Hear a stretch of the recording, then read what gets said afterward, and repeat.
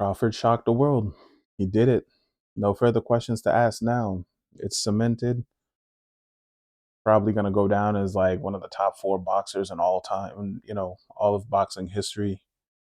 What a clinic. And just what a clinic. And a lot of things that I said in my preview actually ended up happening in this fight, which I'm not shocked about. That's what had to happen. The blueprint was out there on how to beat Canelo. A lot of guys just could not execute it. Crawford was not the same story. Crawford executed everything to a T. He fell off just for a little bit, but he snapped out of that. Even went back to his corner and they told him, look, we don't want to get in a brawl or anything like that. And he went right back to his game plan, hitting Canelo and moving. But I'm going to go over all of that. So in round one, it's exactly what I thought: methodical, slow, a filling out process. Each guy's trying to figure out the movement. Canelo's trying to understand the speed. You know, Crawford is trying to fill out the power. Everybody's saying Crawford can't take the power. He took every punch. Matter of fact, most punches didn't even land clean, to be completely honest with you. Especially those body shots. Canelo usually breaks opponents down and then puts them away. But in this one, the body shots were simply not working. And I know that got to Canelo. It had to be discouraging for him.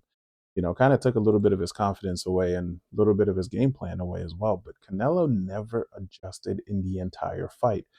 He kind of kept to the same thing. And maybe that's exactly what he was being told in the corner. You just got to stick to this. You just got to do this. And that's it. But nah, man, Crawford adjusted so well. In the beginning, he's hitting Canelo and moving and never letting Canelo actually settle his feet, which was actually quite amazing to see. And now, when Canelo thought he was landing body shots, I mean, at least they looked good on TV anyway. Those can really pay dividends later on in the fight, like maybe round 6 to round 9, maybe round 10, something like that. But those body shots were not landing clean. And Terence Crawford was able to get away from them. Now, the issue was he's getting away from the body shots, however, at the cost of having to back up most of that time. So Terence Crawford kind of breaks his role a little bit. He kind of goes and stands in front of Canelo, stands his ground, is not backing up, and is trading blows with him. He's literally started an entire brawl. And when he went back to his corner, they're like, look, we don't want to get into a brawl. That's not the game plan. Let's get back to what we got to do. And he went right back to work. But as I said in my preview, Terence Crawford gets to a point where he's like, man, if I'm not in danger, I'm going to stand in front of this guy and I'm going to trade with him. I'm going to get my respect. And listen, Terence was touching him. Canelo was getting lit up. He was getting lit up the whole fight. So, but towards the end of the fifth round, I would say Canelo starts to get a little desperate because he's like, man, this guy's not slowing down. Been 15 minutes in this fight. I'm hitting him with body shots. I'm hitting him to the head. The combinations are not working low and then high because the body shots, once again, are not landing. So nothing is really working in Canelo's side. So Canelo starts to get desperate and gets pieced up in round 6. Once again, that one was all Terence Crawford right there. And to be honest with you, I think Canelo lost the fight in the very first 4 rounds because he started so slow.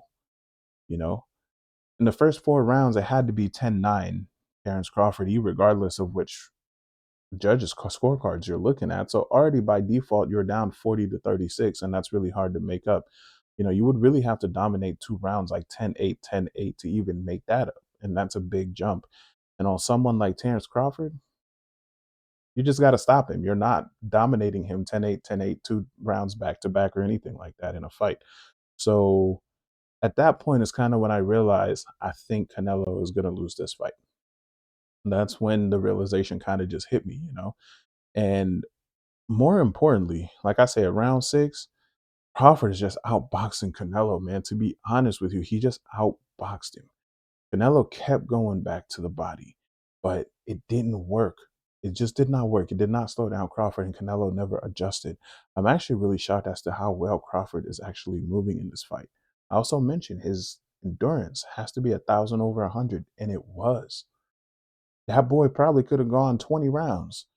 He looked fresh after 12. Canelo looked like he was just in a mental space where he was no longer there after the 6th round, if I'm being completely honest with you. Every time he got touched up, he would turn his head and then walk away and then try to walk back to the fight. But that honestly didn't look good. You can tell he was just distraught. He was like, man, this guy might be better than I gave him credit for, you know? And then round 6, 7, 8, before you know it, those are gone. Round 9, Canelo gets real desperate, comes out. Watch the first minute of round 9. Canelo gets pieced up. And you see the defense coming out from Crawford. I mean, he was the better boxer. He was the better man that night. Okay. Right now, he is the better boxer. Not only did he earn it, but he proved it live in front of the world. He shocked the world, y'all. Seriously, he did. You know, round 9 gets pieced up. In the second half of the round, I would say I'd give that to Canelo, but was it enough to take the round? Absolutely not.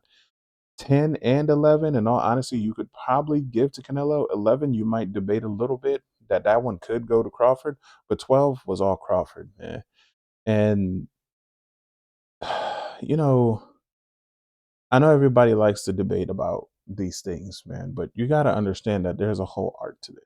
And I said that this fight might be boring to some people who are just the casual fans who want to see a knockout, who want to see a guy in complete pain and get hurt and all that stuff. This was a boxing clinic. So most boxing fans may not find this fight entertaining. And I understand that. I get it. I'm personally not a boxing fan, but I appreciate the art of boxing that we witnessed in this fight.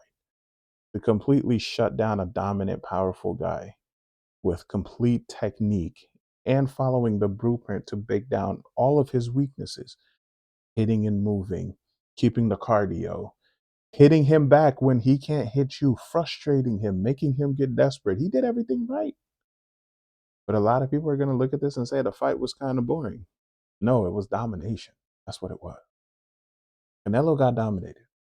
That doesn't mean Canelo is just going to go away and nothing will happen. I think there's a chance that maybe David Benavidez, if he can make 168, that fight could potentially happen for Crawford if he chooses to come back.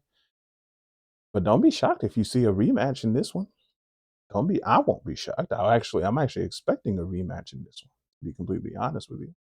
So I think that would be fun to look forward to. But what did you guys think of the fight, man? Let me know in the comments. And guys, don't forget to like and subscribe, man. And have a good one, y'all. Thanks for watching. Peace out.